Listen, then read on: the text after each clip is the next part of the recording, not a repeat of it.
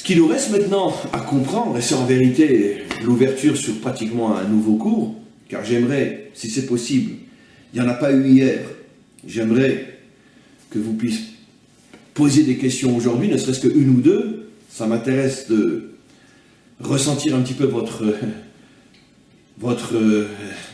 réceptabilité par rapport à ce que je dis, et ça je le ressens et je le comprends par rapport aux questions. Donc, préparez une question ou deux pour terminer, pour clôturer ce cours. Il restera bien sûr un problème très important que je vais introduire maintenant et qu'on expliquera la semaine prochaine.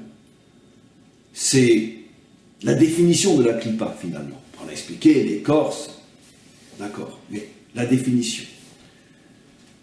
On expliquera, mais pour l'instant je donne les têtes de chapitre, qu'il y a en vérité deux types de clipotes, c'est-à-dire deux types d'effets très différents selon que l'on parle d'une clipa du type Caïn ou d'une clipa du type Avel, ou dit d'une autre manière, selon que l'on parle d'une âme qui est abîmée aussi au niveau de son cerveau, ou d'une âme qui n'est pas abîmée au niveau de son cerveau. J'explique.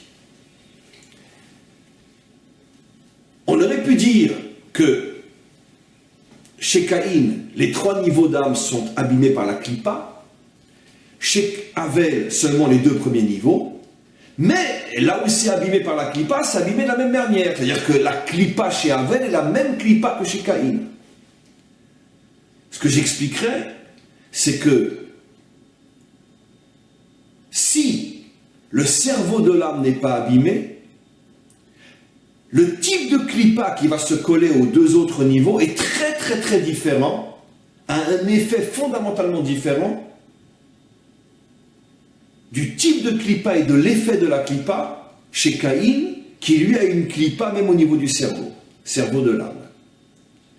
Lorsqu'il y a une clipa au niveau du cerveau de l'âme, la nature de la clipa va changer. Lorsqu'il n'y a pas de clipa au niveau du cerveau de l'âme, la nature de la clipa sera différente. Il y a une nature de clipa spécifique aux clipotes qui arrivent à atteindre même le cerveau de l'âme, et il y a une autre nature aux clipotes qui n'atteignent pas le cerveau de l'âme. Ouais, c'est inimaginable, hein, tout ce qu'on apprend, tout ce qu'on approfondit dans les structures profondes de l'être et de l'existence, et croyez-moi, mais sincèrement, croyez-moi, c'est important que vous le sachiez. On n'a même pas commencé le commencement, de l'ombre du commencement, de l'ombre de la goutte, et vous connaissez la suite de la phrase. Et sincèrement, croyez-moi que c'est vrai. Vous n'imaginez même pas ce qui se cache dans les secrets de la Torah, dans cette partie qu'on appelle les secrets de la Torah, où des milliards et des milliards et des milliards et des milliards de vies ne nous suffiraient pas pour peut-être véritablement commencer la première introduction. Et je n'exagère pas. Croyez-moi, je n'exagère pas. Mais malgré tout, le peu que l'on apprend, que l'on révèle, va déjà nous permettre de nous renforcer, de nous réparer, de nous construire infiniment plus profondément et plus authentiquement que si on n'avait pas, malgré tout, ne serait-ce que l'ombre de la goutte de l'océan de ces notions-là. Donc je reviens à ce que j'explique. Et je vais commencer un petit peu à expliquer.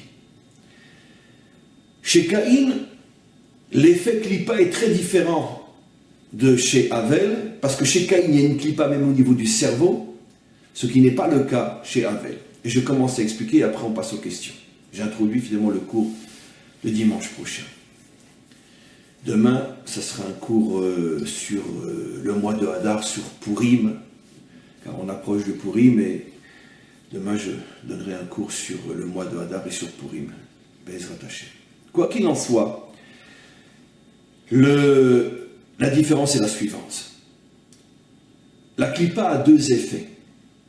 Premier effet, c'est qu'elle ne bloque pas les forces de l'âme, mais vole, récupère, dévie les forces de l'âme pour les amener vers le mal.